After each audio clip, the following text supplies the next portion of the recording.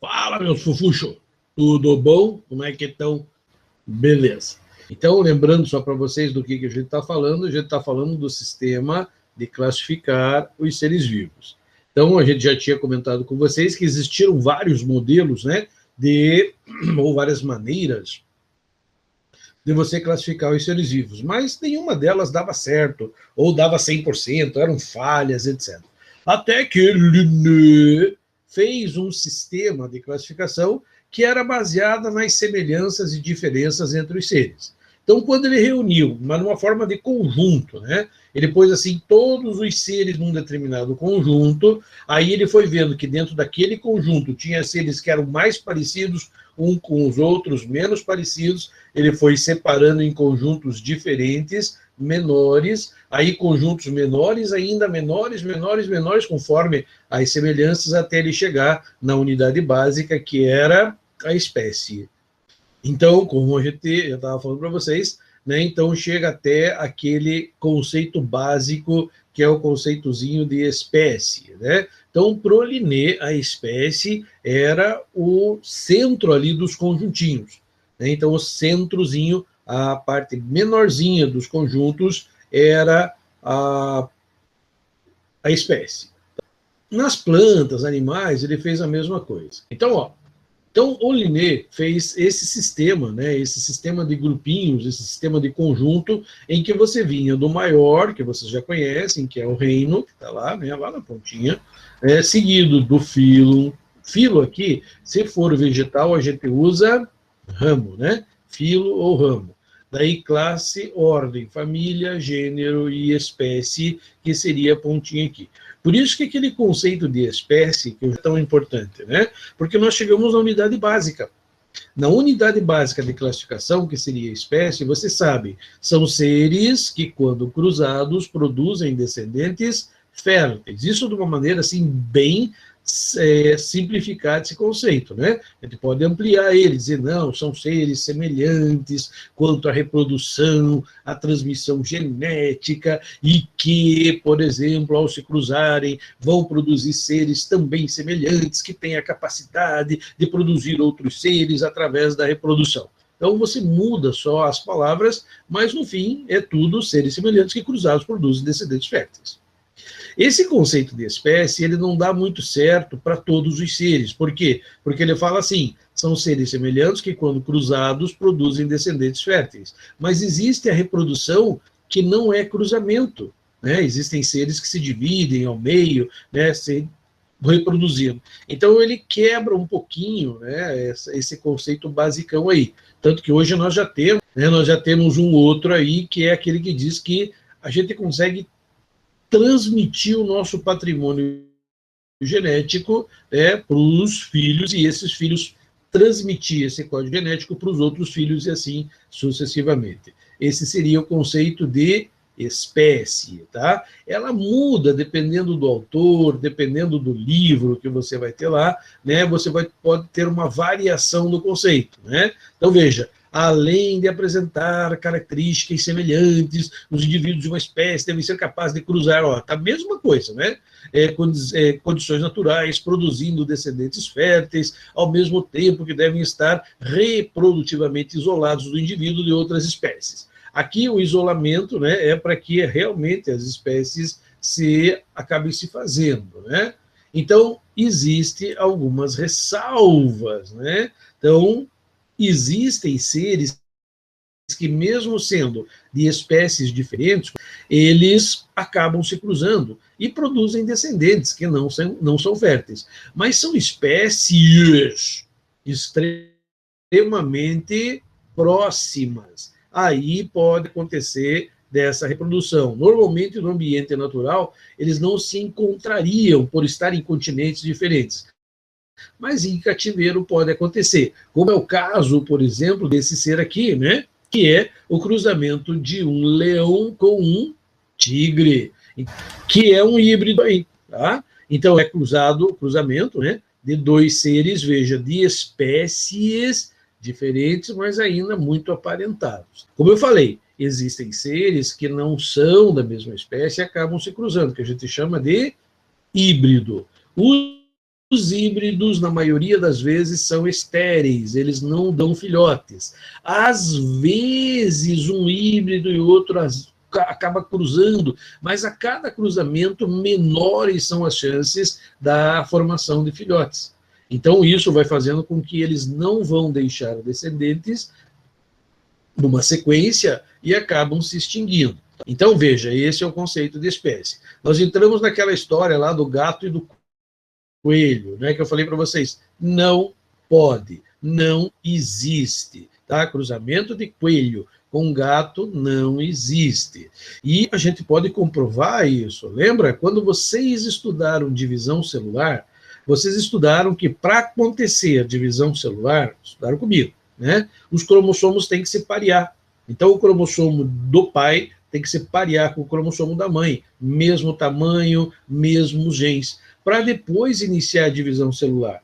E isso se deve ao número de cromossomos. Na espécie humana, nós temos 46 cromossomos, esses 46 cromossomos, eles... Tem um passarinho na janela, né? Esses cromossomos, eles acabam sendo diferentes, de números diferentes. E sendo de números diferentes, o que acontece? Eles não fazem esse pareamento, seria o primeiro impedimento. Existem vários impedimentos. Quando a gente for ver lá a matéria de especiação, a gente vai ver, né, o que dificulta, inclusive, a reprodução entre esses seres. Tá?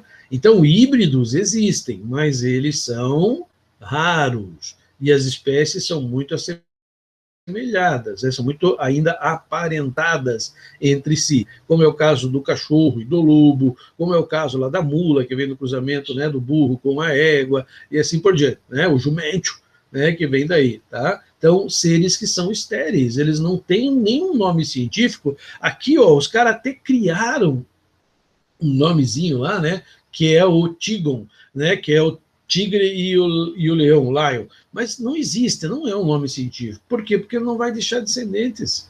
Então, ele não tem um nome científico, né, que ele possa propiciar isso, senão nós estaríamos diante de uma nova espécie, se isso acontecesse. Então, se gerar descendentes, né, isso vai ser uma nova espécie, mas não, tá? Não acontece.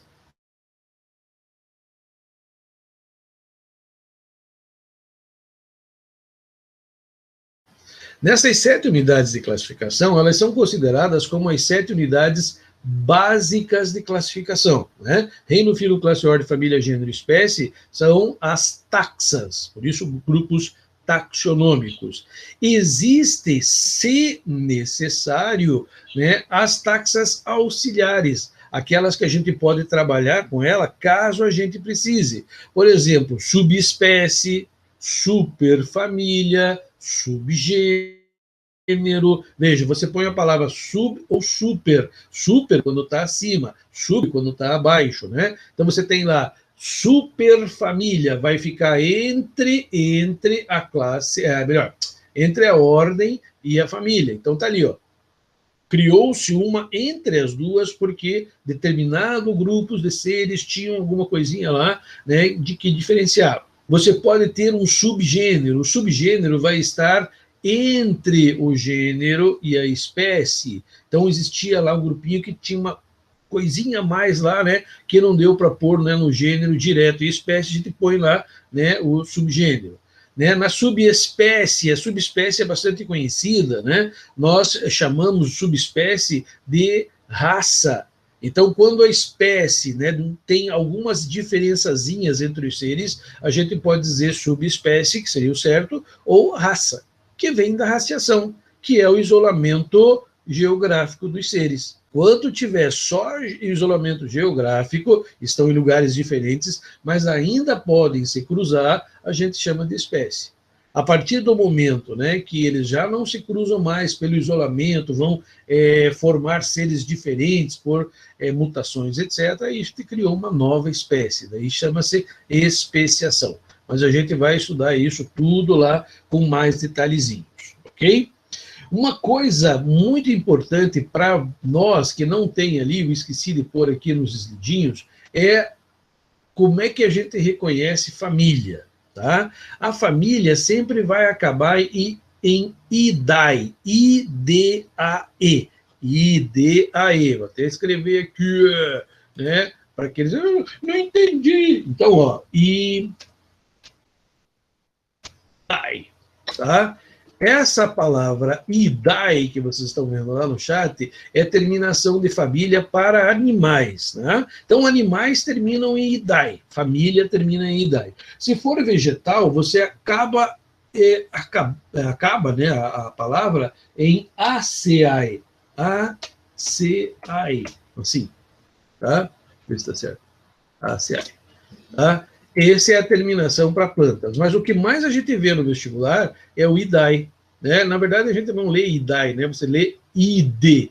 Tá? Então, terminou em ID, se escreve IDAI, você sabe que nós estamos falando em família dos seres. Só sumiu aqui para mim só um pouquinho.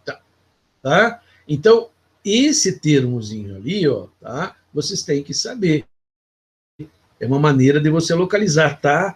Muito em voga perguntar se só se dá o nome assim, lá termina, né, na família Hominide, né? Hominidae, como você leria sem afonidade, né? Sem estar certo. Você ia ler lá Hominidae. Hominidae é a família do homem, Hominide, né? Nós somos da família Hominide. Então, procure guardar esse IDAI para vocês aí. IDAI, família, família, IDAI. Tá? Então, para vocês conseguirem dentro do vestibular, saber de cara já quando é família na classificação. Os outros não tem muito como saber, é mais complicado, varia um pouquinho, mas família é legal. Né? Então, você guardar esse nomezinho ali. Tranquilo? Então, lembrar, tem 7 taxas principais e algumas acessórias que podem ser usadas. Agora, ali, ó, vocês estão vendo a nomenclatura, né, de Linné.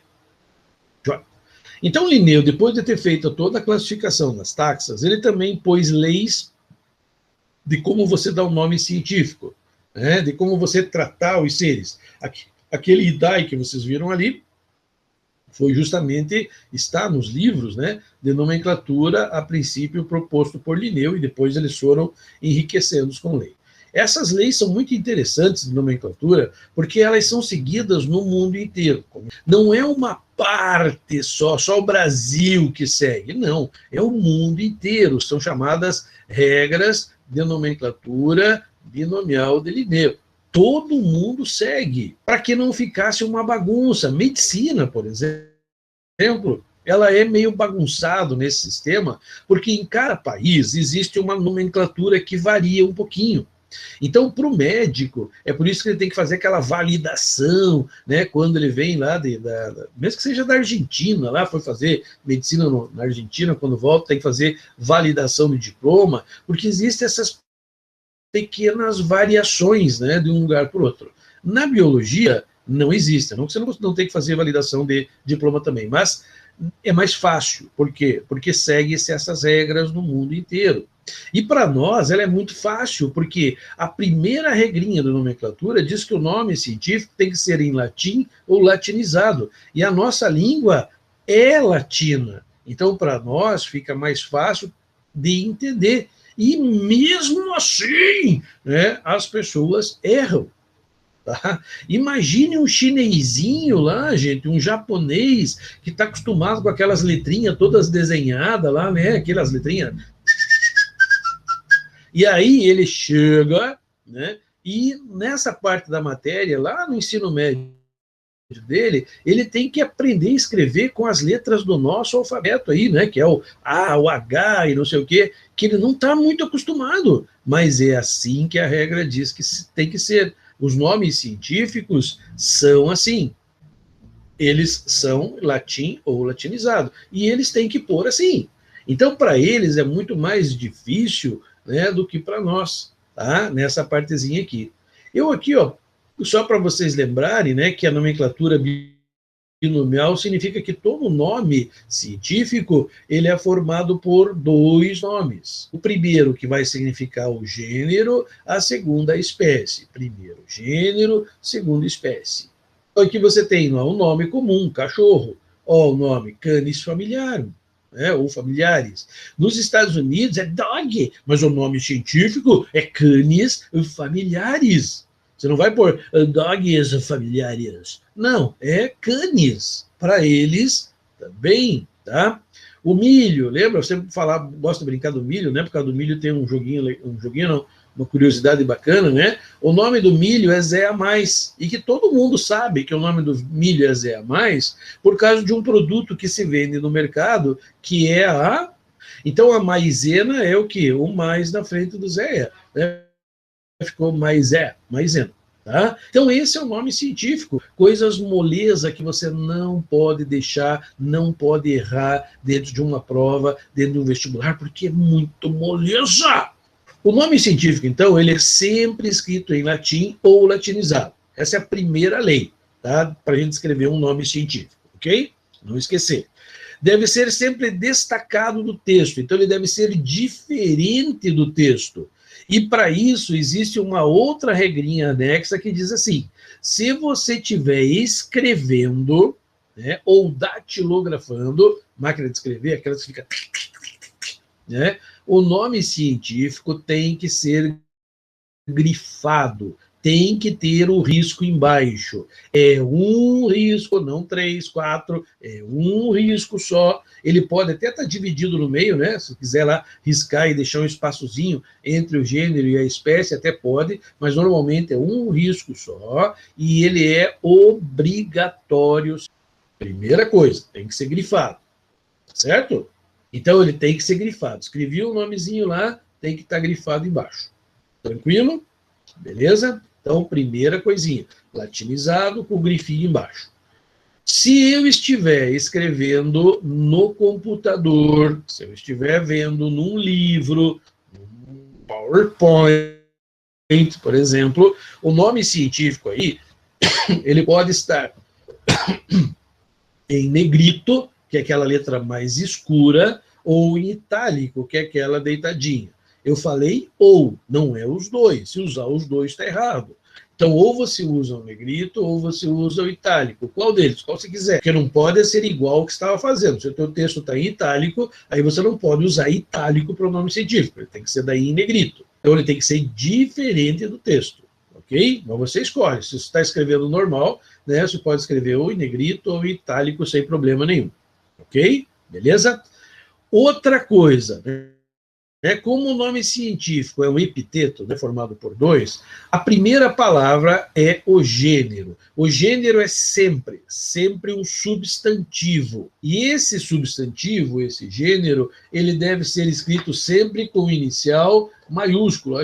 A espécie é um adjetivo sempre com a letra minúscula, sempre. Então, o gênero tem que ser maiúscula.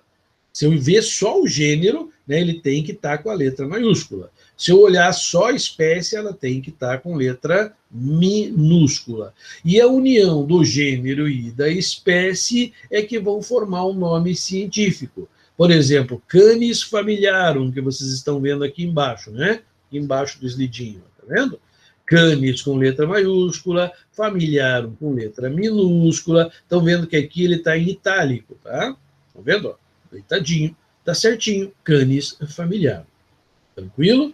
Então, ó, isso é o normal. Mas existem algumas exceções, ou, digamos assim, algumas coisas a mais que nós podemos pôr no nome científico e que pode perturbar vocês lá numa prova, tá? Então, cuidado. Então, ó, Homo sapiens é o nome científico, tá? Primeira maiúscula, estão vendo lá? Estou aqui, ó. Primeira maiúscula, segunda minúsculazinha. Às vezes, nós precisamos usar uma subespécie. Olha o nome, subespécie, vem depois da espécie. Então, aqui, ó, você põe lá uma ema, né? Rea americana alba, tá vendo? O alba é a subespécie e veio depois da espécie. Então, veja, olhe lá, ela bem é escrita com inicial minúscula, tá? E não tem nada, não tem vírgula, não tem ponto, e vocês vão achar lá nas questões de vestibular. Ponto, ponto e vírgula, né? Um parênteses está errado. né? Se for subespécie, vem depois da espécie, sem sinal, sem nada, e é com letra minúscula. Crotalus terríficos terríficos, né, que é a cascavel. Aquele segundo terríficos é uma subespécie. Então, ele é escrito com letrinha pequenininha também, sem nada separando. Agora, veja quando começa a complicação. Se eu usar um subgênero que vem depois do gênero, entre o gênero e a espécie, aí eu vou ter que escrever o subgênero com inicial maiúscula e entre parênteses. Então, eu vou ter que usar um parênteses aqui, ó. Estou vendo aqui embaixo, ó. Anopheles, ó. Nissorhynchus darling.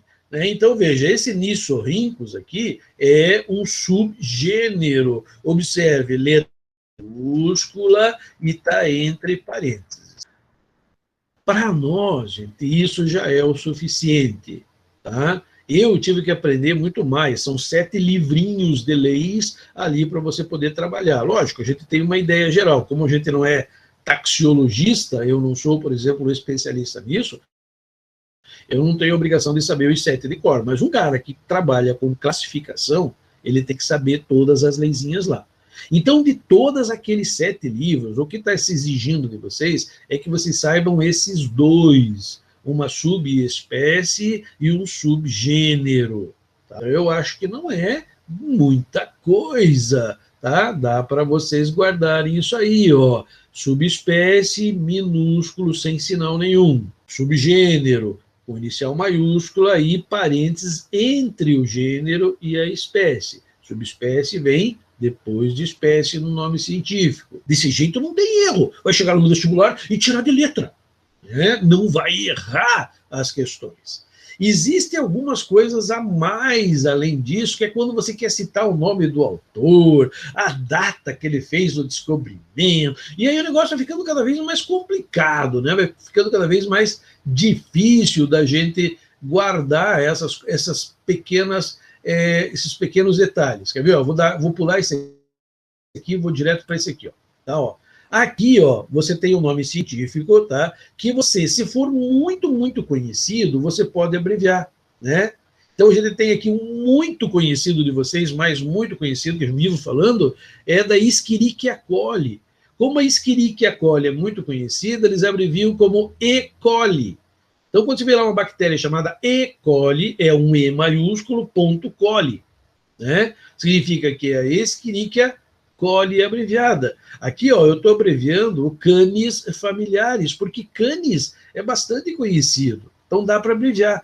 Não dá para abreviar quando você não é um nome assim muito estranho, né? Mas se você já citou uma vez no teu texto, está escrevendo um texto científico lá, e já citou a primeira vez, ele inteiro, Canis familiarum, aí, ou familiares aqui, você pode abreviar já, que vai ser até melhor para você escrever lá, não ter que ficar trabalhando sempre. Tá?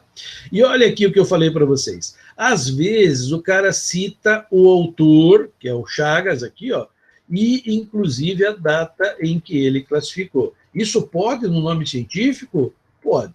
Então tá lá, ó, Trypanosoma cruzi, escrito errado, porque está abreviado aqui embaixo, está com risquinho, e está, né, dobradinho, então está errado, mas é só para chamar atenção aqui, né? Então, ó, Trypanosoma cruzi, né, que foi a classificação desse protozoário foi feita por Chagas, tá, em 1909. Mas, professor, por que tem que citar isso? Não, não tem que citar. Se você citar, significa que você sabe muito da classificação. E se alguém classificar o Trypanosoma de uma forma diferente, né, ele vai usar a data que ele classificou. Então, por exemplo, eu não conheço o Trypanosoma cruzi.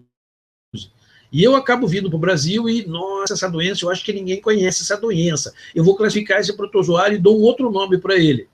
Pela data aqui atrás, ó, que a gente já sabe, no julgamento, digamos, dos 2 nomes, o mais antigo ganha. Então, esse aqui, 1909, vai ganhar do 2021. Então, permanece Trypanosoma cruzi e não o nome novo que foi dado. Então, ele tem algumas coisinhas lá que a gente pode usar, né, como aqui. Pode ver uma coisa que chama bastante atenção. Ó, ele não tem pontuação nenhuma aqui depois do nome. Então, veja com a letra grande aqui, né? Daí, justamente essa letra grande sem parênteses vai me dizer que ele não é uma subespécie, não é um subgênero, porque se fosse subgênero tinha que estar aqui no meio, né? Entre parênteses. Então, tudo tem a sua razão de ser, tá? Não é assim, tipo, ai, cheio de coisinha. Não, ela tem a razão de ser para você não confundir. Tá? É a mesma coisa que o TCC de vocês na faculdade. Quando vocês forem fazer, vocês vão ver que é cheio de coisa lá para você fazer o trabalho, né? Cheio de detalhes para você fazer bibliografia, e tem que cumprir. Se não cumprir, você desconta ponto. Aqui é o certo. Se não fizer, né, você está errando essa classificação. Vou voltar aqui um pouquinho só para mostrar para vocês aqui. Ó. Muitas vezes, quando é muito conhecido e você não quer falar do cachorro, mas de todos os seres, né? Todos os canídeos, e não quer especificar as espécies, você pode abreviar por SPP, né? Não é mata-mosquito. SPP é o plural de espécies. Então eu falo Canis SPP, eu estou dizendo todas as espécies canis, então eu uso SPP. E se eu quero abreviar só no singular, por exemplo, estou falando lá, se tem lá em cima, canis familiar, daí eu estou escrevendo o texto, ou canis familiar, né? Ou canis familiar, só por canis SP, canis SP, canis SP. Eu sei que eu estou falando da espécie familiar, porque eu já citei lá em cima. É uma maneira de simplificar, né, quando você escreve. Para vocês, lembrar que SP é abreviatura de espécie. Então, ó, Canis SP, Canis de uma determinada espécie que eu não citei. Eu abreviei para não ter que citar a espécie a que ele pertence. Ou seja, estou falando do gênero desse ser. Tranquilo? São regrinhas, mas são regrinhas muito importantes na classificação dos seres. Aqui, só para você ver, né, como é que termina, né? Então, isso aqui eu já tinha falado para vocês, né? É sufixo de família, etc. Então, não vou nem entrar aqui em... não precisa saber os outros que está aqui, tá? Só para você saber aquele de família já é o suficiente. Então, alguns cientistas, ao invés de fazer a classificação seguindo Linné, né, eles começaram agora a fazer uma classificação baseada na evolução dos seres. Por quê? Porque na época do Linné não se conhecia o DNA e o RNA, e hoje se conhece. Então começou-se a ver o que um ser tinha de mais parecido com o outro no seu código genético. E formou-se uma nova sistemática de classificação dos seres baseado nessas suas semelhanças evolutivas, né? O que eles têm de mais perto dentro da evolução. E aí se constrói uma estrutura que nem essa aqui, que nos mostra a evolução do ser. Então você pode ver que ela parte aqui de baixo, tá? O ramo. Esse ramo foi dividido em dois, ou seja, aqui eu tinha uma determinada espécie, aconteceu alguma coisa que fez com que ela se modificasse. Né? Então, nós tivemos um ramo que seguiu e um ramo modificado um pouquinho. A cada nó, né, que é cada risquinho desse que você está vendo, surge uma evolução nova. Então, alguma coisa nova surgiu. E depois que ela surgiu, todos os seres aqui, ó, tiveram isso. Aqui na pontinha, ó, mais uma evolução e você tem dois. Então, é uma representação das novidades evolutivas, né? Como, por exemplo, na planta lá, né? Primeiro ela não tinha vasos que transportavam água, nem a seiva elaborada. Daí surge os vasos, então todas as plantas têm vaso. Aí surge a semente, opa, só aquelas mais evoluídas têm semente, mas dentro daquelas umas têm fruto e outras não têm. Então aquela que tem fruto é uma evolução a mais daquela que só tinha semente. Então você vai construindo um gráficozinho que vai mostrando a evolução dos seres. Tudo tranquilo? De boa? Joia! Então, se vocês não têm nenhuma pergunta, né, um abraço, tchau e benção!